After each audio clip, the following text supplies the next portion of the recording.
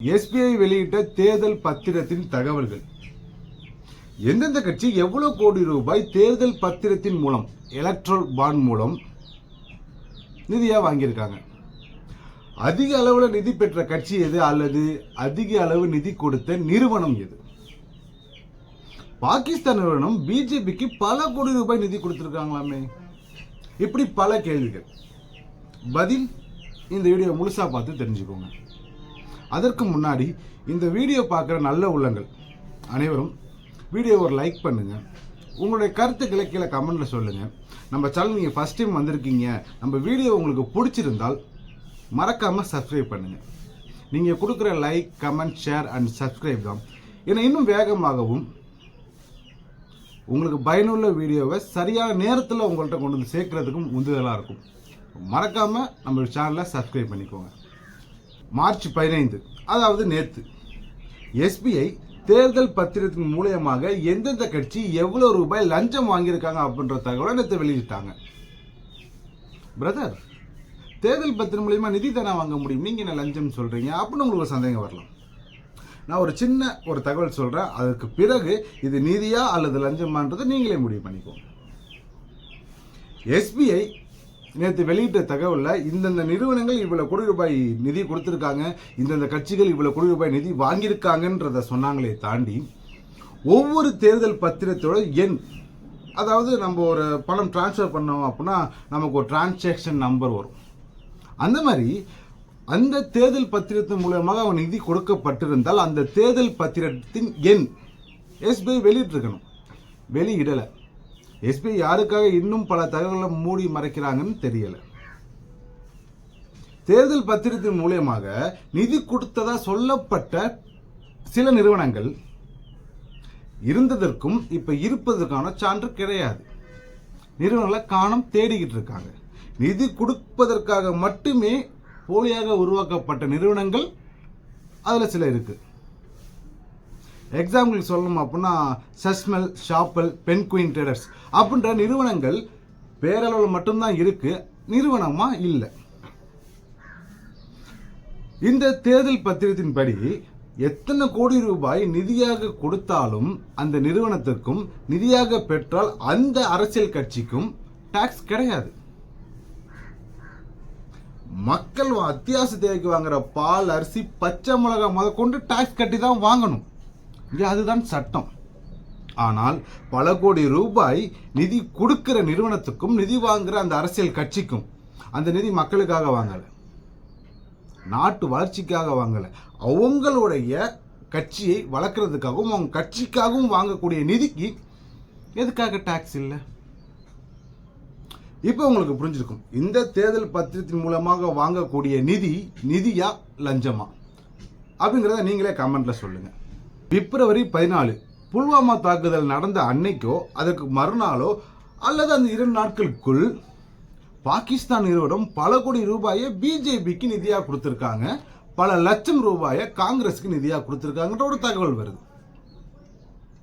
அந்த பாகிஸ்தான் நிறுவனமாக கருதப்படுற நிறுவனம் ஹப் பவர் கம்பெனி. இது உண்மையா அப்படின்னு நம்ம அதை டீட்டெயில் தேடி பார்க்கும்போது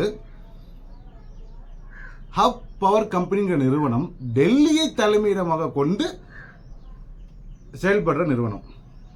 பாகிஸ்தான் நிறுவனம் மோடிக்கோ அல்லது பிஜேபிக்கோ பல கோடி ரூபாய் நிதியாக கொடுத்தாங்க அப்படின்ற தகவல் முழுக்க முழுக்க வதந்தி தான். அதை யாருமே நம்ப வேணாம். தேர்தல் பத்திரம் மூலியமாக அதிக அளவு நிதி வாங்கின கட்சி எது அப்படின்னு பார்த்தீங்கன்னா முதல் இடத்துல பிஜேபி இருக்கு, இரண்டாவதா காங்கிரஸ், மூன்றாவதா திரிணாமுல் காங்கிரஸ், நான்காவது திமுக, அப்புறம் அதை தொடர்ந்து பல கட்சிகள், அதுக்கப்புறம் அதிமுக அப்படின்ற சில கட்சிகள் இருக்கு. பிஜேபி சராசரியாக 6000 கோடி ரூபாய் இந்த தேர்தல் பத்திரம் மூலமாக நிதியாக வாங்கியிருக்காங்க. அப்போ நம்ம ஸ்டேட் கவர்மெண்ட் திமுக 600 கோடி ரூபாய் இந்த தேர்தல் பத்திரம் மூலமாக நிதியாக வாங்கியிருக்காங்க. அப்போ பரவாயில்லையப்பா, திமுக அமௌண்ட் கொஞ்சம் கம்மியாக தெரியுற மாதிரி இருக்கு அப்படின்லாம் யோசிக்காதீங்க. கடந்த 2 வருடங்களில் மட்டும் திமுக 600 கோடி ரூபாய் தேர்தல் பத்திரம் மூலம் நிதியாக வாங்கியிருக்காங்க. கடந்த 10 வருடங்களில் பிஜேபி 6000 கோடி ரூபாய் தேர்தல் பத்திரம் மூலம் நிதியாக வாங்கியிருக்காங்க. 2 பேருமே போட்டி போட்டு அவங்கவுங்க கட்சியை வளர்க்குறதுல கான்சியஸாக இருந்திருக்காங்க. யாருமே யோக்கியவங்க கிடையாது. அடுத்த கேள்வி, எந்த நிறுவனம் அதிக அளவுக்கான நிதி கொடுத்துருக்கு அப்படின்ற ஒரு கேள்வி வரும்போது கண்டிப்பாக அம்பானியாக தாங்க இருக்கும். இல்லை அதானியாக தான் இருக்கும். இல்லை கண்டிப்பாக இந்த 2 பேத்துல யாராச்சும் ஒரு ஆள் தான் அதிக அளவில் நிதி கொடுத்துருப்பாங்க அப்படின்னு நம்ம யோசிக்கும் போது ஒரு ஆச்சரியம். அதானியும் அம்பானியும் ₹1 கூட தேர்தல் பத்திரம் மூலமாக நிதியாக கொடுக்கவில்லை அப்படிங்கிறதான் உண்மை. என்னப்பா சொல்ற, மோடிஜி அவங்க 2 பேத்துக்கு தான் மாற்றி மாற்றி நாட்டை வித்துக்கிட்டு இருக்காரு, அவங்க எப்படி நிதி கொடுக்காம இருந்திருப்பாங்க அப்படின்னு யோசிச்சோம்னா, ஒருவேளை இந்த மாதிரியான பிரச்சனைகள்லாம் வரும்னு தெரிஞ்சு வேறு சில வழிகள் மூலியமாக கூட அவங்க நிதியை கொண்டு போய் சேர்க்க வேண்டிய இடத்துல சேர்த்துருக்கலாம். அப்போது ஃபர்ஸ்ட்டில் யார் இருக்கான்னு கேட்டால், தமிழ்நாட்டில் கோவையை சேர்ந்த மார்ட்டின், லாட்ரி மார்ட்டின், அவருடைய நிறுவனமான future gaming and hotel service, அந்த நிறுவனம் ₹1638 கோடி நிதி கொடுத்து தேர்தல் பத்திரத்தின் மூலமாக நிதி கொடுத்து முதலிடத்தில் இருக்காரு. யாருப்பா அவரு? தமிழ்நாட்டை சேர்ந்த ஒரு நபர் ₹1638 கோடி நிதி கொடுத்துருக்காரா அப்படின்னு பார்த்தோம்னா, அவருக்கு நிறைய பிஸ்னஸ் இருக்குன்னு சொல்கிறாங்க. கர்நாடகாவில் நிறைய ஃப்ரான்ச்சைஸ் இருக்குது. ப்ளஸ் அது இல்லாமல் வெளிநாடுகளில் நிறைய பிஸ்னஸ் அவர் பண்ணுறதா சொல்கிறாங்க. வெளிநாட்டில் பல அமைப்புகளுக்கு அவர் தலைவராக கூட இருக்காராம். பெரிய கையாக தான் இருப்பார் போல. ஆனால் அவர் எதுக்காக தேர்தல் பத்திரத்தின் மூலியமாக ₹1638 கோடி நிதி கொடுக்கணும் அப்படின்ற கேள்வி இருக்கதாங்க செய்யுது.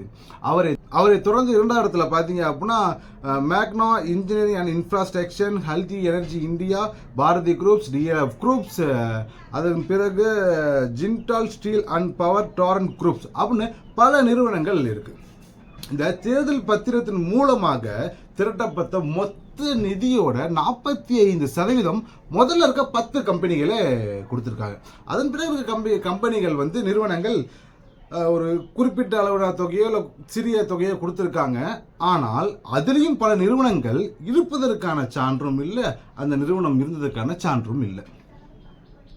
நீங்க சொல்லுங்க, இந்த எலக்ட்ரல் பாண்ட் தேர்தல் பத்திர ஸ்கேம், இந்த ஸ்கேமை பற்றி உங்களோட கருத்து என்னவா இருக்கு அப்படின்றது கீழே கமெண்ட்ல சொல்லுங்க. உங்கள் ஃப்ரெண்ட்ஸ் அண்ட் ஃபேமிலிஸ், நம்ம ஓட்டு போட்டு ஒரு கட்சியை அங்கீகரிக்கப்பட்ட கட்சியை உருவாக்கி அந்த கட்சியை ஆளும் கட்சியை மாற்றி ஆளுங்கடா அப்படின்னு அமிச்சோம்னா, அவங்க நாட்டு வளர்ச்சியை பற்றியும் யோசிக்கல, மக்களோட நலனை பற்றியும் யோசிக்காம அவங்களோட கட்சியை எப்படிலாம் வளர்க்க முடியும்ன்ற குறிக்கோளாக இருந்து இந்த மாதிரி பல விதமான பத்திரம், பட்டா, தேர்தல் பத்திரம் அப்படின்ற பல பேர்களில் இது ஸ்கேம் தாங்க சொல்லுவேன். இப்படிலாம் பண்ணியிருக்காங்க அப்படின்னு உங்கள் நண்பர்களும் உங்கள் தெரிஞ்சவங்களும் உங்கள் ஃபேமிலி மெம்பர்ஸும் தெரிஞ்சுக்கட்டும், அவங்களுக்கும் ஷேர் பண்ணுங்கள். வீடியோ பிடிச்சிருந்தா லைக் பண்ணுங்கள், சப்ஸ்கிரைப் பண்ணுங்கள். நன்றி.